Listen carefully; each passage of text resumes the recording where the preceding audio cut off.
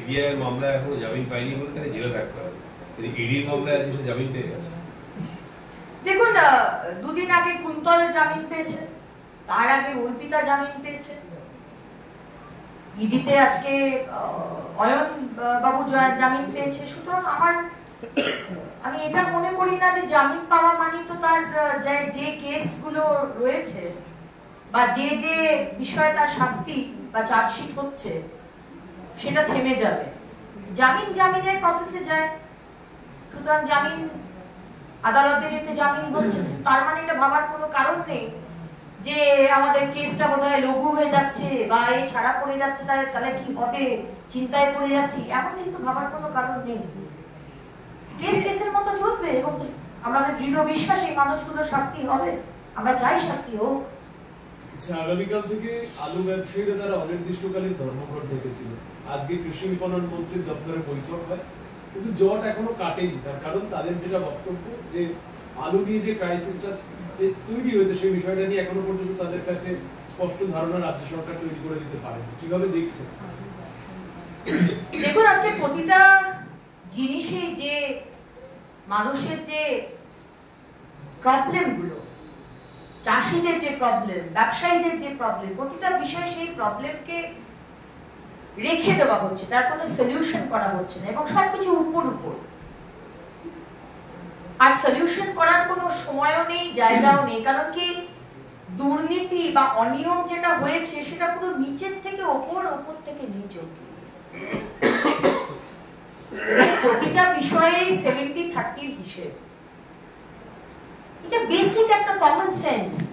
একটা সরকার চলছে যেখানে কোনো ইন্ডাস্ট্রি নেই, সুতরাং এই ধরনের চরম দুর্নীতি, সেটা আলু হোক, জল হোক, গাছ হোক, প্রতিটা ডিপার্টমেন্টে দুর্নীতি করে আজকে সরকার চলছে। সরকার মানে সরকারের লোকগুলো চলছে। সুতরাং এই জট ছাড়ানো যাবে না, ছাড়াবেও না। 26 অবধি এই অরাজকতা চলবে। 26-এ বাংলার মানুষ মোদী সরকারকে নিয়ে আসবেন, আমাদের দৃঢ় বিশ্বাস। এবং তারপরে অন্য রাজ্যে, অন্য বিজেপি শাসিত রাজ্য যেভাবে উন্নয়নের পথে চলছে, শান্তির পথে চলছে, ইনফ্রাস্ট্রাকচারাল ডেভেলপমেন্টের পথে চলছে, অনুদানের পথে না, অনুদান তো থাকবেই, কিন্তু তার সাথে সাথে ইনফ্রাস্ট্রাকচারাল ডেভেলপমেন্ট, সেই দিকে পশ্চিমবঙ্গ যাবে। আইপ্যাডকে কটাক্ষ।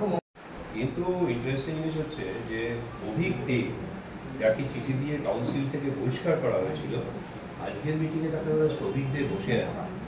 আবার সেই প্রশ্নটা উঠলো যে সরকার ঘনিষ্ঠ কিছু লোককে ক্ষমতায় বসিয়ে রাখার জন্য যে ঘুম ধরেছিল সিস্টেমটার মধ্যে, সেই সিস্টেমটাকেই ধরে রাখার চেষ্টা হচ্ছে। দেখুন, আমার কদিন আগে অভয়ের বাবা দাদার সাথে আমার মেসেজে কথা হচ্ছিল। দাদা বলছিলেন আর কি যে এখনো অব্দি প্রিন্সিপাল, রাজ্য করে প্রিন্সিপালের কি নামটা জানো? সন্দীপ ঘোষ। এত কিছুর পরও তাকে এখনো এক্সপেল করা হয়নি। সুতরাং এটা থেকেই বোঝা যায় পুরো বিষয়টাতে মমতা ব্যানার্জি এবং মমতা ব্যানার্জির সরকারের যে রোল ভেরি ক্লিয়ার। সন্দীপ ঘোষের অ্যারেস্ট, তার জেল, এতদিন ধরে সে জেলে রয়েছে, এত দুর্নীতি, তারপরেও তাকে এক্সপেল করা হলো না।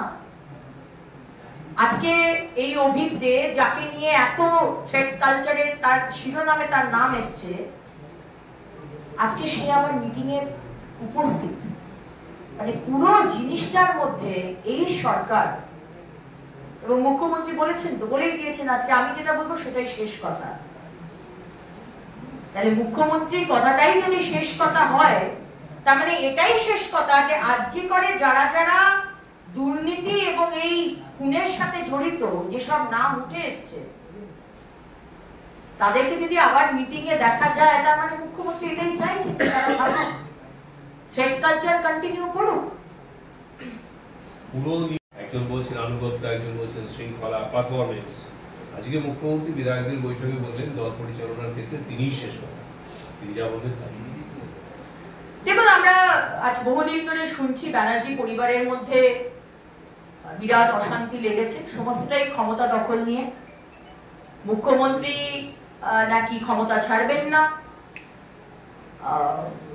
অভিষেক ব্যানার্জি উনি ক্ষমতা এখনই দখল করতে চান, এবং তার হয়ে বিভিন্ন মানুষ, আমাদের হুমায়ুন কবির এমএলএ, তিনি যখন ওনাকে বলেন উনি ডেপুটি চিফ মিনিস্টার হওয়া উচিত, তাকে শোকজ নোটিশ দেওয়া হয়। যখন হিন্দুদেরকে কচুকাটা করে ভাগীরথী নদীতে ভাসিয়ে দেওয়া হবে, সেটা নিয়ে কিন্তু কোনো শোকজ নেই, মাইন্ডেড। কিন্তু যখন অভিষেক ব্যানার্জিকে ডেপুটি চিফ মিনিস্টার করা হোক বললে তাকে শোকজ নোটিশ ধরানো হয়। এবং এর মধ্যেও আরো অনেক কথাই আমরা শুনেছি, কিন্তু এগুলো তাদের দলের আভ্যন্তরীণ বিষয়। আমার মনে হয় এগুলোর মধ্যে আমার বা আমার পার্টির না ঢোকাই ভালো। চুরি, রেশন চুরি, সেই হিসেবেই উনি হয়তো সেই বিষয়টা মাথায় রেখেই কথাটা বলেছেন যে একটা রুটিও ভাগ করে নেব। আরেকটা বিষয় হচ্ছে, এতদিন মুখ্যমন্ত্রী বাংলাদেশ নিয়ে খুব টেকনিক্যাল কিছু শব্দ ব্যবহার করতেন, যে দিল্লি যা করবে আমাদের তাদের সমর্থন আছে, কিন্তু আজকে হঠাৎ এই যে কথাগুলো বললে, রুটি ভাগ করে খাবো, রাষ্ট্রপুঞ্জের শান্তিরক্ষী বাহিনী যা ইত্যাদি ইত্যাদি, তাতে মনে হচ্ছে কি কোথাও বাংলাদেশ ঘিরে সেন্টিমেন্টটা এদের হাত ছাড়া হয়ে যাচ্ছে, হাতের বাইরে চলে যাচ্ছে বলে আজকে। এবং যেটা আমি বললাম আমার প্রেস কনফারেন্সে, তার দলের যারা হিন্দু নেতারা রয়েছেন তারা অত্যন্ত বিরক্ত। টিএমসি যে বি টিম, বামফ্রন্ট, তাদের লোকেরাও অত্যন্ত বিরক্ত। বাংলার সাধারণ মানুষ, হিন্দুরা একজোট হচ্ছে, এক হ্যায় তো সেফ হ্যায়, বাংলার হিন্দুরাও কিন্তু বুঝে গেছে। এবং যেভাবে পুজোর সময়তে মেটিয়াবুরুজে মা দুর্গার পুজোর প্যান্ডেলে যে অত্যাচার হলো, কি আস্পর্ধা, হ্যাঁ কি আস্পর্ধা। ডক্টর শ্যামাপ্রসাদ মুখার্জি পশ্চিমবঙ্গে আজকে এসে বলার আস্পর্ধাটা কে দেয় এই মুখ্যমন্ত্রী ছাড়া, যে উলুধ্বনি বাজাবেন না, উলুধ্বনি দেবেন না, শঙ্খ বাজাবেন না, ঢাক বাজাবেন না, কারণ আমাদের নামাজের সময় এসেছে, সময় হয়েছে। কি আস্পর্ধা। রামনবমীর মিছিল করতে দেবে না, কি আস্পর্ধা। রামনবমীর মিছিল করলে 10 তলা থেকে বোতল ছুটছে, বাচ্চাদের উপরে, মহিলাদের উপরে পাথর ছুটছে, কি আস্পর্ধা। মা লক্ষ্মীর মূর্তিকে ভাঙচুর করা হচ্ছে, মা কালীর মূর্তিকে ভাঙচুর করা হচ্ছে, রেগুলার। ধূপগুড়িতে 3টে মন্দিরকে ভেঙে দিল, কোনো পানিশমেন্ট নেই, পুলিশের কোনো অ্যাকশন নেই। আস্পর্ধা দেখিয়ে যান এই আস্পর্ধা মুখ্যমন্ত্রী।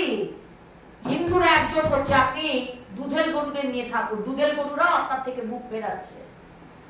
আর যাতে মুখ না ফেরায় সেই কারণে আজকে এই মুর্শিদাবাদের বেলডাঙ্গার ঘটনা লিখে নিন, যাতে 2025-এ বেলডাঙ্গায় হিস্ট্রি বলছে, ইতিহাস বলছে, সেখানে 2 সম্প্রদায়ের মানুষ আনন্দ সহকারে কার্তিক পূজায় অনুষ্ঠানে অংশগ্রহণ করত, সেখানে একটা মেলা হয়, সেখানে তারা পার্টিসিপেট করত। কিন্তু আপনাকে যদি রাজনীতি করতে হয় এখানে তো সেটা চলবে না। সুতরাং আপনার সরকারের রোল অত্যন্ত কোয়েশ্চেনেবল। আর এটা হচ্ছে যে মুখ্যমন্ত্রীর সঙ্গে